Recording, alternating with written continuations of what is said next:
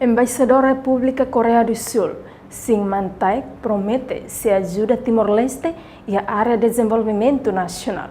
Turmai acompanha a declaração completa o Palácio do Governo de Dili. Excelência Primeiro-Ministro, apoio à área de Timor-Leste precisa, pronto apoio para contribuir para o desenvolvimento de Timor-Leste. 특히 한국으로 노동자를 많이 확인할 수 있도록 협력을 하겠습니다.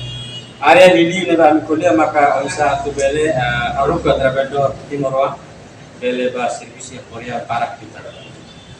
특히 원래는 노동자 쿼트를 2배로 늘려서 확인하기로 계획이 되어 있습니다. E governo Korea decide tiona tinendane hasaitan kuota ba trabalhador Timor Asir. Tinha quanto? Já 500 agora hasai ba 1000 pessoas.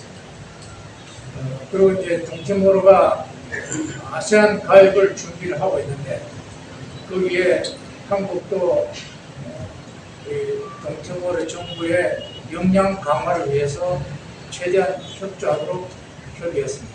Assunto selo kami diskuti maka unsa Korea ninia protidang atau apoio Timor-Leste ninia preparação ba adesão ba ASEAN ini então apoio sirane essa capacitação recursos humanos nebe maka kami diskuti nebe kami hela no governo Timor-Leste atau pedido Korea pronto atau apoio Timor-Leste ninia adesão ba ASEAN ini. Reportagem Sabina Sansa, Marquita da Silva, Televisão Timor-Poste. Janela Informação by Emma Hotu. Atuheta informação atual diakniu kita haluha haneham botão subscribe, like, halo comentário no faz tutang ba media sosial Hotu.